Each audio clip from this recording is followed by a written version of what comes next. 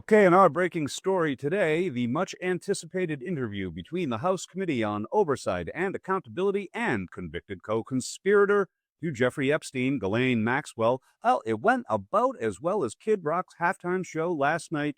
Wait till you see with this little peach lip synced earlier today in Congress. Welcome to Occupy Democrats, and please hit that subscribe button if Bad Bunny and all that bad dancing made you want to be at a cool Super Bowls party like this.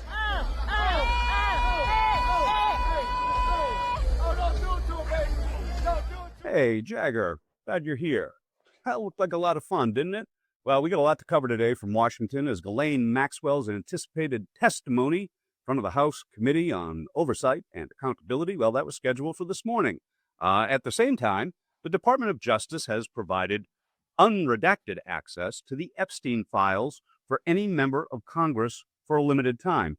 That's a good place to start. Check this out. So let's begin this morning, though, with those new developments concerning the Epstein files. Moments ago, unredacted versions of the evidence in this case were made available to members of Congress. More than 3 million files have been released by the Justice Department so far, with a lot more on the way. So let's head over to Capitol Hill now and find CBS News congressional reporter Torian Small. So, Torian, break down what this release is all about and how it's working and who's going in to take a look at these unredacted files.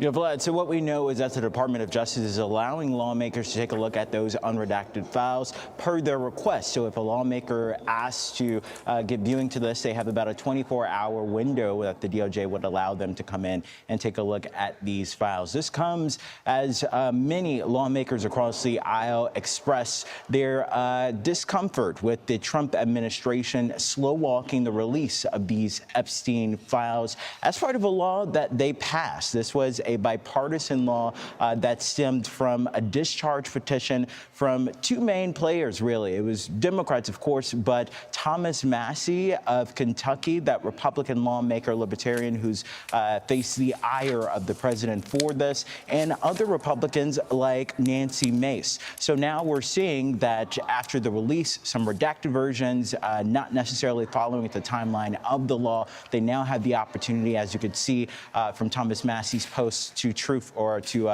X, that he'll be taking a look today. And he's been soliciting his followers to tell him which areas of the Epstein files they're curious, and he'll specifically take a look at those. All right, Torian. And, you know, how soon do you think it might be before we start hearing from some of the lawmakers who plan on viewing these files? Not too long. I'm imagining some of the same players who are part of that discharge petition will come out sooner than later to say they're also interested in taking a look. Thomas Massie has been nagging the administration about this, constantly reminding them on social media that they aren't necessarily upholding the law. What will come after that is obviously a gray area. We'll have to see what Massie says after his review of those documents. Obviously not a lot he can say considering they're redacted, but we're likely to hear his interpretation of what the Trump administration doesn't want the public to see. All right, Torian, thank you very much. Appreciate you. Okay, so in our featured story today, we're going to find out exactly what Ghislaine Maxwell has offered up to Congress.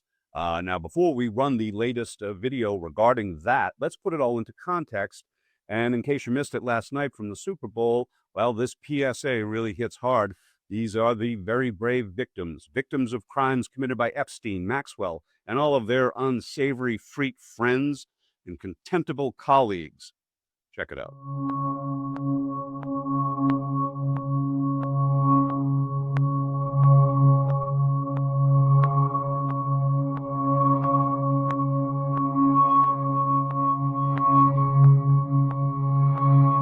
After years of being kept apart, we're standing together. Standing together. Because this girl deserves the truth. Because she deserves the truth. Because we all deserve the truth.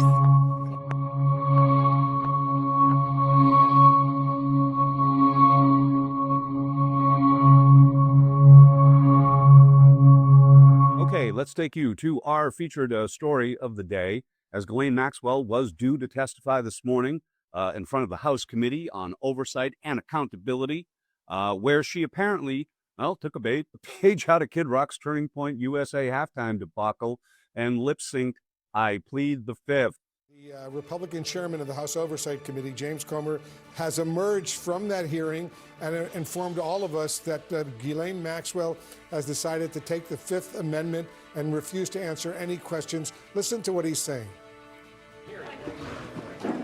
Ready? As expected, Ghislaine Maxwell took the Fifth and refused to answer any questions. This obviously is very disappointing. We had many questions to ask about the crimes she and Epstein committed, as well as questions about potential co-conspirators.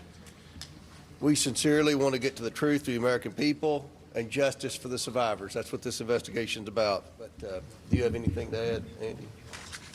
I'll just add one thing that the attorney for Ms. Maxwell said that she has no indication and would say that neither Presidents Trump or Clinton are culpable for any wrongdoing. And that's one thing they said in his opening statement to us today. But is he interested in talking to anyone that might have any information that would help us get justice for the survivors? Yes. Thank you. On the disagreement with the Clintons about closed-door videotape testimony versus public hearing, are you concerned that this will be enough to restart contempt proceedings, or do you think you'll come to a resolution? I mean, they said they agreed to a standard deposition. That's what a standard deposition is. Every time I've come out here for a press gaggle with you all, we've had a standard deposition. So this is how depositions work, and it will be made public. So they want a public deposition. This is what they're going to get. Mr. Chairman, can I ask you about... You know, it'll be very interesting to see just how many members of Congress take advantage of the opportunity to view unredacted files from the Epstein case and what they will share with the American public, those people who voted them in. And we certainly live in unprecedented times. And while I'm totally down with Bad Bunny's message that the only thing that beats hate is love, well, sometimes you get a lot off a little steam. Sometimes you got to kick some orange ass. So please like, share, and by all means take care.